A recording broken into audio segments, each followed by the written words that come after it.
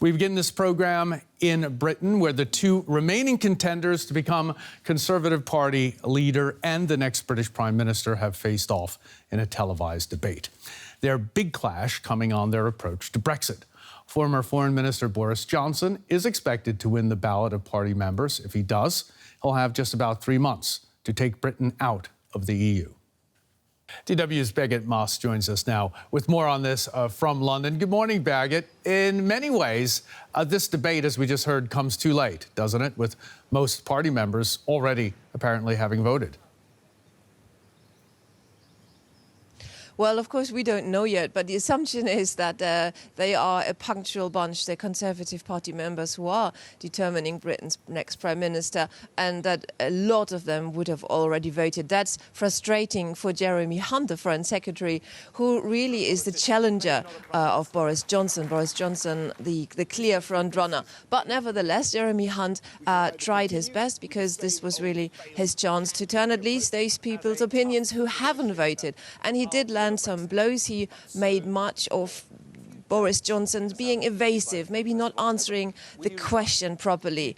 I thought it was interesting, though, afterwards there were Conservative Party members giving their opinion, and one woman said, well, even if he doesn't answer the question, Boris Johnson, she was a Boris Johnson supporter, what she wanted is some sort of humour, some light touch, and I think this is what a lot of members of the Conservative Party want. They just want somebody who is like a tonic for the party, who they really think can also lead the country to the next election victory, and many people still think that this is Boris Johnson and not Jeremy Hunt. OK, what about Brexit? Was it the main issue last night? Yes, for sure. Brexit is really the overarching issue. Nothing much gets done in British politics because the country is basically in a standstill, in a lockdown, because the Brexit situation is so unclear, and it's really not clear what money there will be for the future, for example. So tax cuts are also an issue, is something that Boris Johnson has promised. Jeremy Hunt has questioned whether this is the right time for it, but really it's Brexit. And in this context, it is very interesting to see that Labour's position has recently shifted, has become clearer in supporting a second referendum, because at this point we are getting closer to the next deadline in Brexit, which is the 31st of October.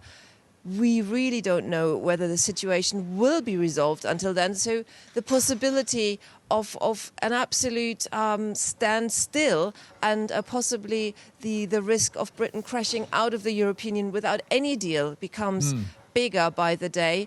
And as such, in this situation, Labour has said they want a second referendum, and this is also something that the next future Prime Minister, Jeremy Hunt, or Boris Johnson will have to decide on whether they would contemplate it. At this point in time, they say clearly no.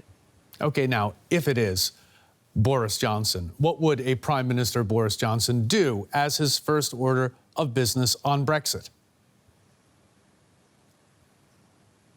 Well, they really wouldn't have much time to measure out the apartment in Downing Street and order the new curtains. They really have to pack their bags and go to Brussels. And Boris Johnson has insinuated that he is the right man to get a different deal with Brussels. They will try and renegotiate. They have seen that Theresa May's deal has failed time and again, and they have promised that they will get a better deal. Now, from Brussels, we have heard that that is very unlikely that they will give ground in a big way, but nevertheless, it's what both candidates have promised and what they will do. But it's really not much time. The 31st of October is the next deadline, and to get meaningful changes out of Brussels and to get this through the House of Commons then and into law, it's very, very tight indeed. Birgit, thanks so much for that from London.